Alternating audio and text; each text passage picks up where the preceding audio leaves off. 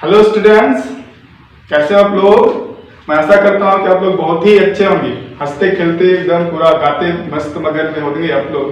ठीक है, गाते नाचते हंसते गाते आप लोग बहुत ही मजे में होंगे। ठीक है, तो आइए आज हम लोग पढ़ते हैं बहुत ही मजेदार। उसी प्रकार से मैं आप लोग को सामने एक मजेदार टॉपिक लेकर आया हूँ और यह टॉपिक का नाम है डबल फर्टिलाइजेशन। ठीक है, एक्चुअली ये जो है 12th क्लास का सेकेंड लेसन से लिया गया है। ठीक है, तो ये 12th के क्लास के सिलेबस के लिए जो है ये मतलब फ्रेम किया गया है और इसमें 12th क्लास के स्टूडेंट के लिए बहुत ही बेनिफिट होने वाला है। इस वीडियो को देख करके ये सीबीएसई तथा जैक दोनों के लिए बहुत ही बेनिफिशियल होगा। ठीक है, क्योंकि मैं इसमें लिखा हुआ इंग्लिश में, फिर इसको मैं हिंदी में भी ट्रांसलेट करते हुए इसको मैं बताते चला जाऊंगा। इसमें क्या होगा कि दोनों को फायदा होने वाला है, चाहे फिर वो इंग्लिश मीडियम का हो या हिंदी मीडियम का हो। ठीक है, क्योंकि हिंदी मीडियम का हो यानी जैक का हो या फिर इंग्लिश मीडियम यानी कह सकते हैं कि सीबीएसई का हो, दोनों को पढ़ना सेम तरीका से है। ठीक है, क्योंकि ये जो है थिंग्स एक ही है। क्योंकि हम लोग देख रहे हैं कि जैक में भी क्या होता है, लैंग्वेज में आप इंग्लिश लैंग्वेज में ज्यादातर पढ़ते हैं और सीबीएसई में भी इंग्लिश लैंग्वेज में पढ़ते हैं। बस इन लोग का क्वेश्चन का पैटर्न थोड़ा अलग अलग होता है और कुछ नहीं। ठीक है, तो आइए आज हम लोग पढ़ने जाने वाले हैं दैट मीन्स डबल फर्टिलाइजेशन के बारे में। ठीक है, तो डबल फर्टिलाइजेशन क्या है, इसके बारे में हम लोग पूरी चर्चा करेंगे। कौन कौन सी घटनाएं होती हैं, कैसा होता है और कहाँ कहाँ पर होती है, कौन कौन से पार्ट्स यहाँ पर इन्वॉल्व होते हैं। और ये जो फिगर आपको दिखाया गया है, ठीक है, 3-4 फिगर है, इन सभी को हम एक दूसरे से कनेक्ट करते हुए पूरे डबल फर्टिलाइजेशन के ऊपर समझने वाले हैं। ठीक है, तो आप ध्यान से इसको समझिए। ठीक है, तो आइए हम लोग शुरू करते हैं डबल फर्टिलाइजेशन। ये सुनने में ही लगता है यानी फूलों में किस प्रकार से निषेचन होता है, फूल अपने को कैसे जनरेट करता है और फिर वो फल का निर्माण करता है। ठीक है, तो हम लोग यहाँ पर यही चीज को पूरी डिटेल में देखने वाले हैं। तो आइए स्टार्ट करते हैं। ठीक है, डबल फर्टिलाइजेशन। ठीक है, दोहरा निषेचन, अगर आप हिंदी में कहोगे इसको क्या कहेंगे, दोहरा निषेचन के नाम से जानेंगे। ठीक है, तो सबसे पहले बात करते हैं कि फूल में कौन कौन से रिप्रोडक्टिव पार्ट्स मतलब है ना। तो फूल का जो जननांग भाग होते हैं दो प्रकार के होते हैं, दैट मीन्स दो टाइप्स पे हम लोग कह सकते हैं कि मेल है ना और एक फीमेल। ठीक है, तो हम लोग मेल रिप्रोडक्टिव पार्ट और फीमेल रिप्रोडक्टिव पार्ट के बारे में हम लोग पहले थोड़ा सा जिक्र कर लेते हैं। ठीक है, तो मेल रिप्रोडक्टिव पार्ट जो होता है, ठीक है, मेल रिप्रोडक्टिव पार्ट जो होता है वह दैट मीन्स उसको कहते हैं हम लोग स्टेमन। ठीक है, स्टेमन ये दो भाग में होता है। स्टेमन का दो भाग कौन कौन सा, एक फिलामेंट और एक ऊपर में जो भाग होता है उभरा हुआ भाग उसको कहते हैं एंथर। वो जो है बॉल शेप में होता है। ठीक है, वो बायलोब्ड होता है। ठीक है, एक्चुअली ठीक है, तो इसके बारे में हम लोग इसका बाद में हम लोग चर्चा करेंगे। ठीक है, तो आइए हम लोग फिर देखते हैं कि दूसरा अंग कौन सा होता है, दूसरा भाग होता है, दूसरा पार्ट जो होता है ना फूल का रिप्रोडक्टिव पार्ट, वो है यानी उसको कहते हैं पिस्टिल। ठीक है, तो पिस्टिल के 3 भाग होते हैं। पिस्टिल के 3 भाग होते हैं। पिस्टिल का कौन कौन सा 3 भाग होता है यहाँ पर हमने दर्शाया है। पिस्टिल का पहला भाग अगर हम ऊपर से लेते हैं तो स्टिग्मा कहलाता है। फिर ये जो लंबी पाइप है इस पाइप को कहते हैं स्टाइल और फिर जो ये निचला वाला भाग जो होता है ओवरी होता है। ये ओवरी का आंतरिक भाग है, ये एक्चुअली ओवरी नहीं है, ये ओवरी के सबसे आंतरिक भाग होता है जहां पर एम्ब्रियो बनता है, दैट मींस फर्टिलाइजेशन होता है। उस चीज को हमने यहाँ पर देखा है। ठीक है, तो यहाँ पर अगर हम लोग फूल की अगर बात करते हैं तो ये सपोज दैट स्टिग्मा है, तो स्टिग्मा जो है ओवरी से जुड़ा होता है। ठीक है, ओवरी से ये जो है स्टिग्मा इस प्रकार से अगर आप देखोगे तो यहाँ निचले पार्ट से ये पूरी तरह से जुड़ा था। इसके अंदर के भाग को हमने लिया है, इसके अंदर के भाग को लिया है। ठीक है, तो ये किस प्रकार से फर्टिलाइज करेगा इसके बारे में जानते हैं। तो सबसे पहले देखिए कि ये जो इसके अंदर में यानी ओवरी के अंदर में क्या होता है, तो ओवरी के अंदर में ये ओवुल्स पाया जाता है। ठीक है, तो ओवुल्स हम देख रहे हैं कि इसके सारे अलग अलग पार्ट्स को दिखाया गया है कि ये फ्यूनिकल्स, हाइलम्स, माइक्रोपाइल, माइक्रोपाइलर पोल, आउटर इंटेगुमेंट और इनर इंटेगुमेंट।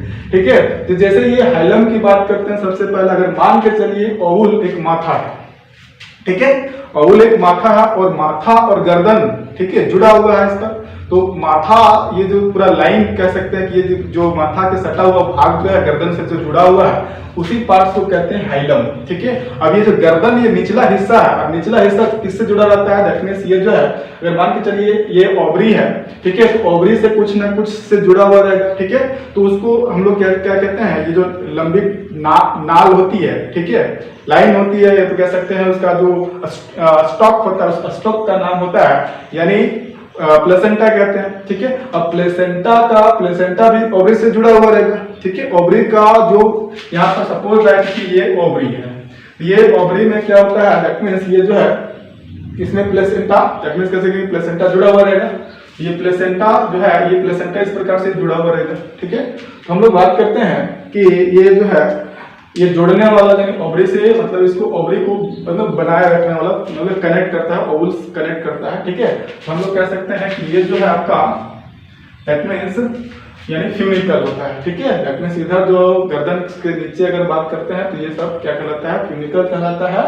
और फिर है माइक्रोपाइल, माइक्रोपाइल एक द्वार होता है। ठीक है, यहीं पर स्टाइल के साथ जो है दैट मींस ये स्टाइल जो है स्टाइल यहीं पर जुड़ा हुआ रहता है और इसी के अंदर से कौन प्रवेश करता है, यानी पोलन ट्यूब प्रवेश करता है। ये जो पोलन जनरेटिव पोलन ट्यूब है यहाँ पर जाकर के प्रवेश करता है। तो ये हम लोगों ने देखा कि माइक्रोपाइल का फंक्शन क्या है। तो माइक्रोपाइल का फंक्शन क्या है कि ये ओपनिंग द्वार का काम करता है। ठीक है, फिर यहाँ पर हम लोग देखेंगे कि माइक्रोपाइलर पोल। अब हम लोग ओवल के भीतर में चले जा रहे हैं।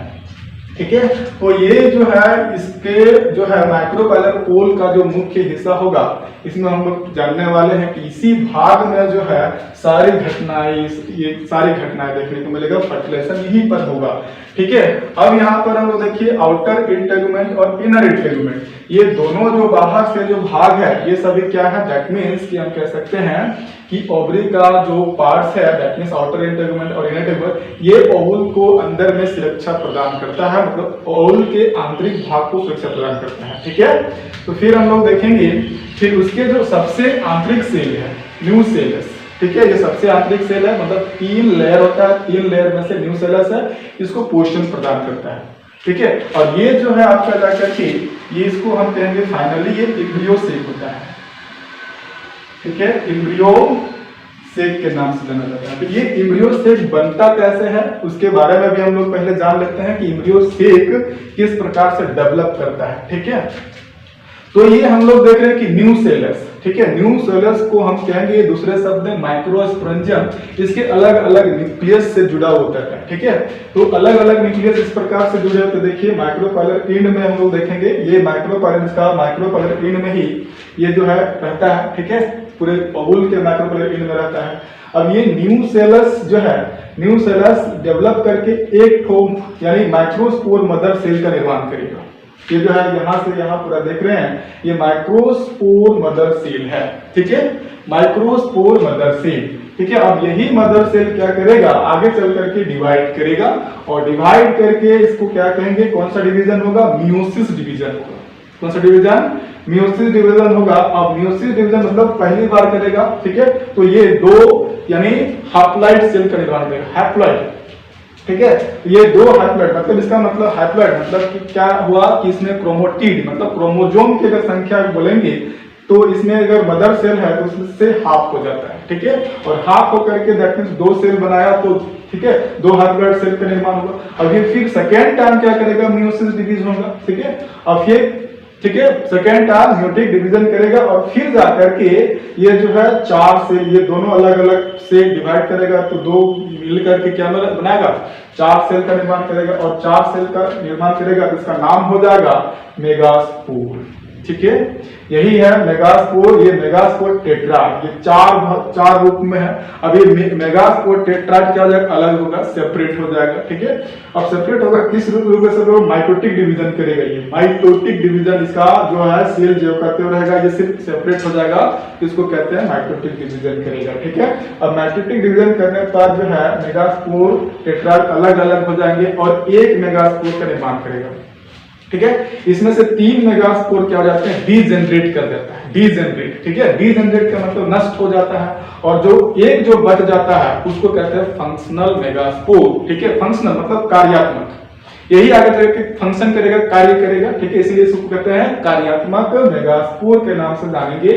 और ये कार्यात्मक मेगास्पोर डेवलप करके क्या बना लेगा, एम्ब्रियो शेक बनाएगा, ठीक है।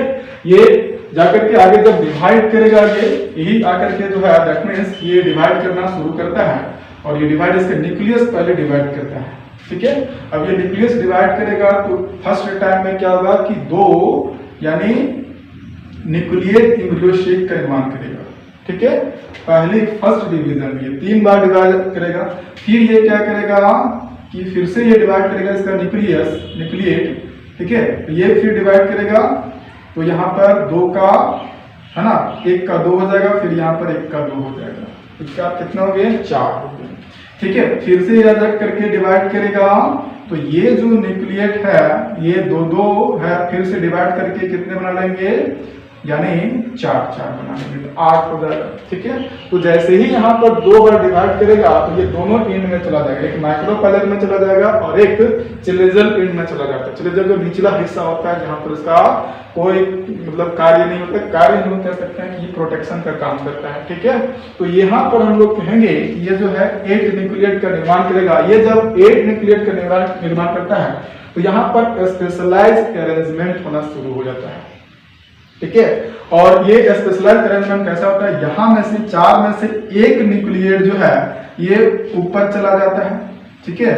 और 1 न्यूक्लिएट जो है आगे चल करके ये जो है अगर हम दिखाएंगे इसको तो इस प्रकार से यहाँ पर 3 रह जाता है और यहाँ से मूव करके गमन करके यहाँ और एक यहाँ से मूव करके यहाँ, तो 2 न्यूक्लिएट यहाँ पर पहुंच जाता है और 3 न्यूक्लिएट जो है फिर यहाँ पर रह जाता है, ठीक है। तो इसका स्पेशल अरेंजमेंट इस प्रकार से होता है और इसको कहते हैं एंटीपोडल सेल, ठीक है। यहाँ पर हम कह सकते हैं कि ये एंटीपोडल सेल में आता है, एंटीपोडल, ठीक है, सेल का निर्माण करता है। डायरेक्टली आप एंटीपोडल कह सकते हो, ठीक है। ये तीनों मिलकर के जो एक एंटीपोडल कहलाता है और ये जाकर के एक ठो सेल का निर्माण, ये सेपरेट होगा, अलग अलग सेल बनाएगा, लेकिन ये जो है दोनों मिलकर के एक सेल बनाता है।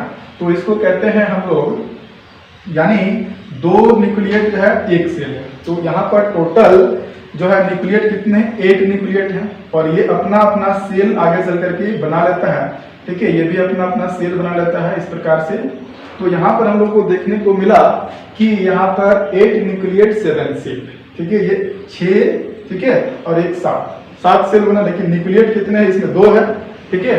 तो इस प्रकार से क्या बन रहा है कि 8 न्यूक्लिएट 7 सेल का निर्माण हो जाएगा, ठीक है। अब यहाँ पर ये घटना रुक जाती है, फिर आगे वेट करता है, किसका वेट करता है, फर्टिलाइजेशन होने का वेट करता है। दैट मींस है ना आगे चल करके इसको फर्टिलाइजेशन होना है, ठीक है। तो फर्टिलाइजेशन होने के लिए क्या होना चाहिए कि फर्टिलाइजेशन हम किसको कहते हैं कि जब मेल गैमेट और फीमेल गैमेट जब एक दूसरे से फ्यूज करता है और फ्यूज करता है तो उसी प्रक्रिया को हम क्या कहते हैं, बोलिए, दैट मींस फर्टिलाइजेशन। तो आइए हम लोग फर्टिलाइजेशन के बारे में जिक्र करते हैं। आप यहाँ आते हैं, आप पोलन ग्रेन के बारे में आप जान चुके हो कि एंथर जो पार्ट्स होता है कि मेल रिप्रोडक्टिव पार्ट्स में, तो वो एंथर में क्या होता है यानी पोलन ग्रेन होता है। पोलन ग्रेन क्या करता है, उड़ करके, ठीक है, स्टिग्मा पर आता है। स्टिग्मा क्या है यानी फीमेल रिप्रोडक्टिव पार्ट्स का सबसे ऊपरी भाग होता है, ठीक है। वहीं पर लैंड करता है क्या यानी पोलन ग्रेन लैंड किया, मतलब यहाँ पर आया और इस प्रकार से लैंड किया। और इसी लैंडिंग प्रक्रिया को क्या कहते हैं, पोलिनेशन कहते हैं। क्या कहते हैं, पोलिनेशन। मतलब कहता है कि एंथर से स्टिग्मा में पोलन ग्रेन आता है, तो उसी घटना को क्या कहते हैं, pollination. Pollination is the process, है ना, pollination is the process in which pollen grain transfer into stigma, ठीक है। पोलन ग्रेन जो है ट्रांसफर होकर के स्टिग्मा में आता है, तो उसको हम क्या कहते हैं, पोलिनेशन कहते हैं। अब पोलिनेशन के बाद क्या होगा कि ये पोलन ग्रेन जो है पेनेट्रेट करेगा, हिट करेगा स्टिग्मा को, ठीक है। इसके लिए एक स्पेशल प्रकार का केमिकल होता है जो हिट करता है स्टिग्मा को और पेनेट्रेट कर देता है, छेद कर देता है, ठीक है। छेद करके फिर आगे ये क्या करता है, ट्यूब के रूप में आगे बढ़ता है। ये अपना ट्यूब बनाता है। जड़ के जैसा अपना ट्यूब बनाते हुए, ठीक है। तो इसी ट्यूब का नाम क्या हमने दे दिया, जनरेटिव पोलन ट्यूब, है ना। मतलब जनरेट कर रहा है, आगे बढ़ रहा है करते हुए। अब इस जनरेटिव पोलन ट्यूब जैसे ही बन जाएगा, बनाते हुए जो है यहाँ से जो पोलन ग्रेन में जो मटेरियल है, दैट मींस गैमेट है, ये गैमेट को आगे बढ़ाएगा, ठीक है। तो इस पोलन ग्रेन में 2 मेल गैमेट होता है, ठीक है। 2 male gametes are present in pollen grain and 1 generative cell, एक जनरेटिव सेल होता है। तो उसका जो कार्य होता है उसको पोषण प्रदान करना, ठीक है, आगे मदद करना।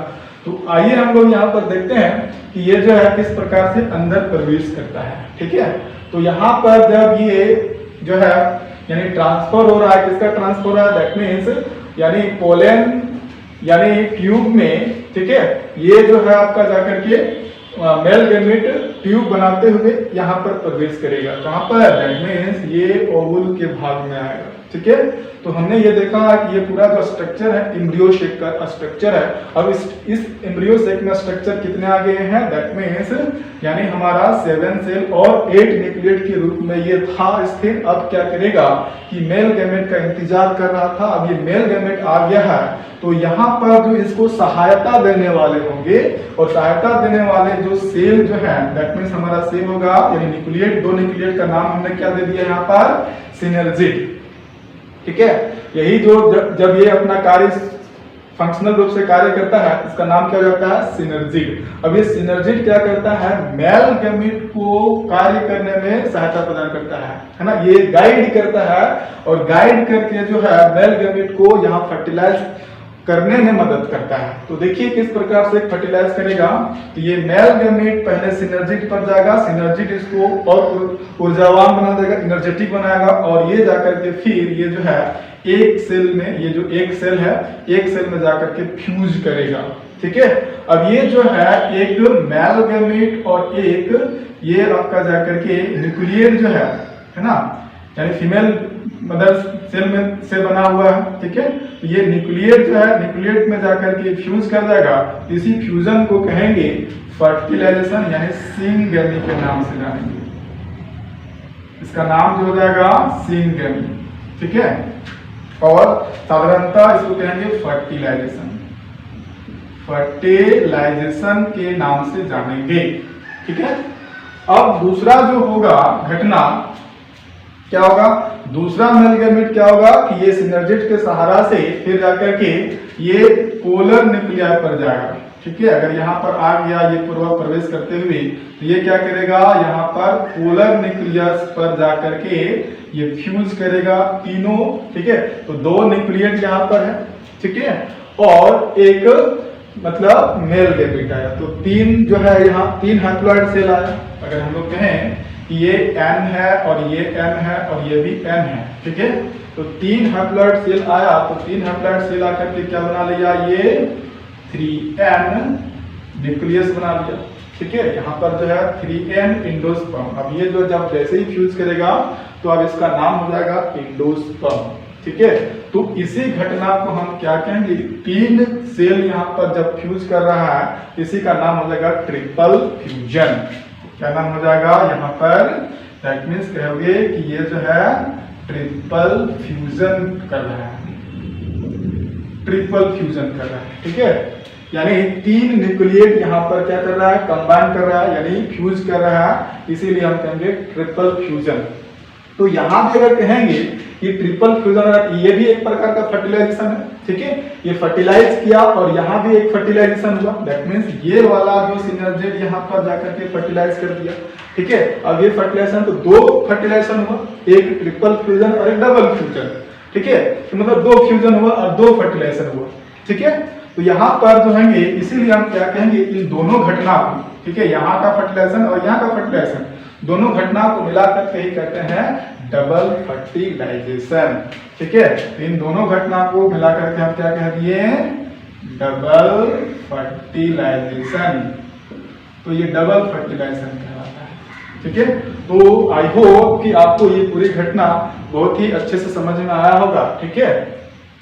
आप लोग लाइक एंड कमेंट जरूर करें इसमें, अगर आप लोग को अगर अच्छा लग रहा हो, ठीक है, तो मैं आगे और वीडियो बनाऊंगा, ठीक है, जो आपको बहुत ही इंटरेस्टिंग लगे, ठीक है। तो इस प्रकार से आप कमेंट करिए कि सर इस टॉपिक पर आप आगे जो है वीडियो बनाइए बायोलॉजी में, ठीक है। मैं आप लोग को इसका कमेंट बॉक्स देखते हुए अब आगे का जो वीडियो है आप लोग को मैं कोशिश करूंगा आप लोग और अच्छे से और इंटरेस्टिंग रूप से बनाऊं, ठीक है। Okay, thank you.